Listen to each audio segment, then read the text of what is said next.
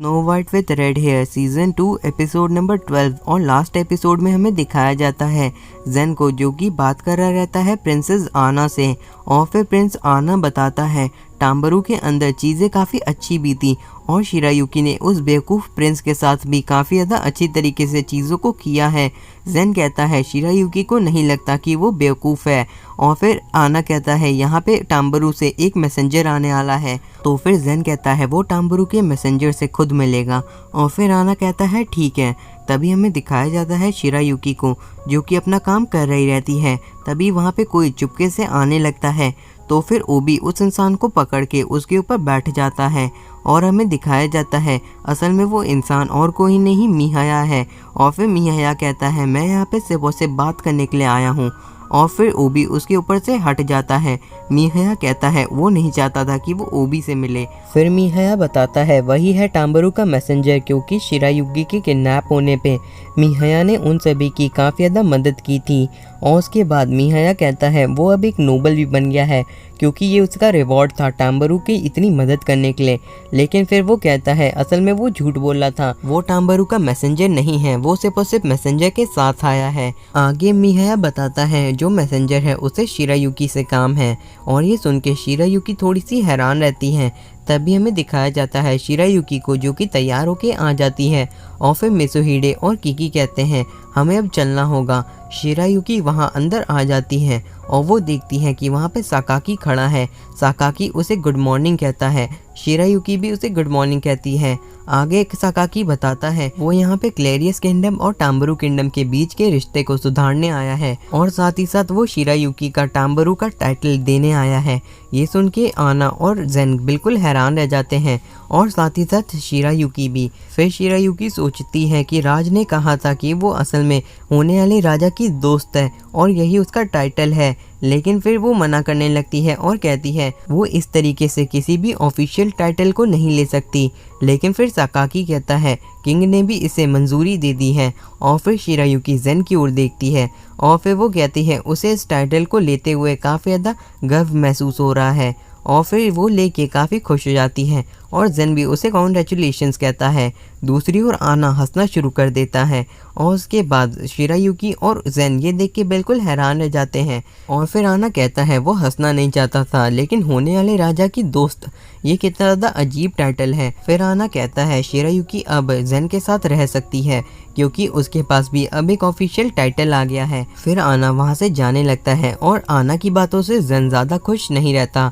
आना जेन को घूरते हुए जाता है और जेन भी उसे घूरता है। और फिर आना वहाँ से हंसते हुए निकल जाता है। और जो शिरायुकी रहती है वो आना की बातों को सुन के काफ़ी हैरान रहती है और फिर वो सोचने लगती है ये बात बिल्कुल सच है।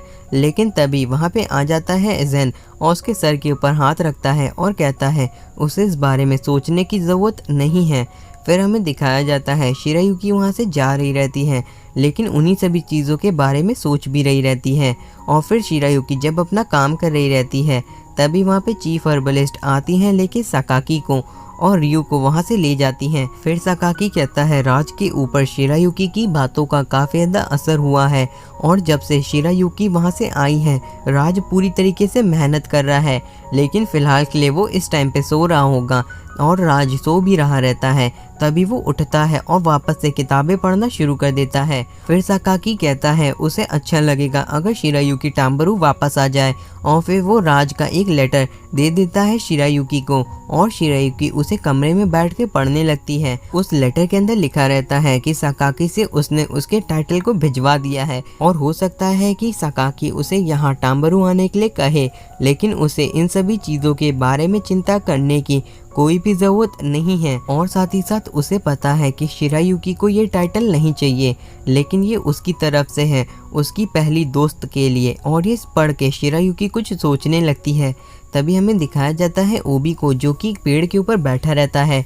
और तभी वहाँ पे आ जाती है शिरायुकी, जो कि थोड़ी परेशान रहती है। ओबी आके पूछता है शिरायुकी से कि आखिर क्या हुआ। और फिर शिरायुकी बताती है आना की कही हुई बातों से वो थोड़ी सी चिंता में है। और उसके बाद ओबी कहता है उसे जाके जेन से बात करनी चाहिए। तो फिर शिरायुकी सोचने लगती है वो आखिर इन सभी चीज़ों के बारे में जेन से कैसे बात करेगी। जेन ने उससे इन सभी चीज़ों के बारे में सोचने से मना किया था, लेकिन फिर वो खड़ी होती है और कहती है क्या ओबी उसके साथ चलेगा जेन से बात करने के लिए। ओबी कहता है वो जेन को ही यहाँ पे भेज देगा क्योंकि यही उसका काम है।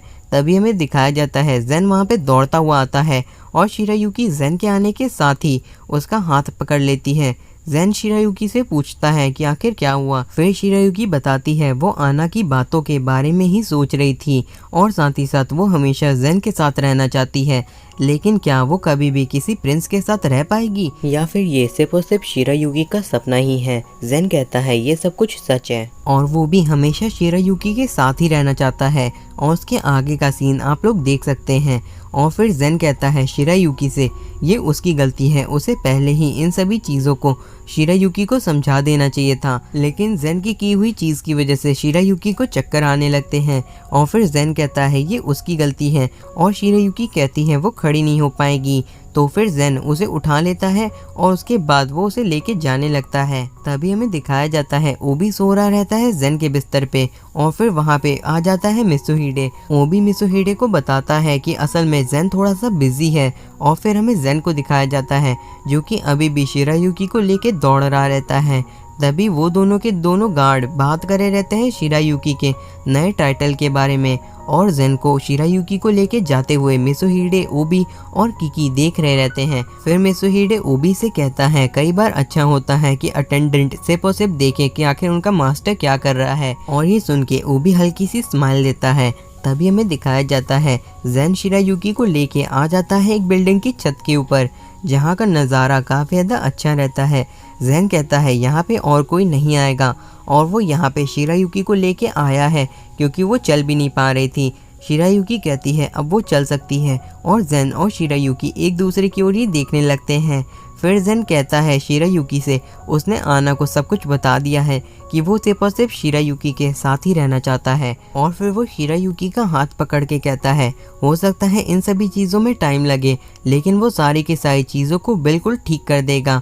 और फिर आगे का सीन देख ही सकते हैं और फिर शिरायुकी और जेन बिल्कुल एक दूसरे के करीब आके एक दूसरे को ही देखने लगते हैं। अगले सीन में हमें दिखाया जाता है आना को जो कि बैठ के किताब को पढ़ रहा रहता है।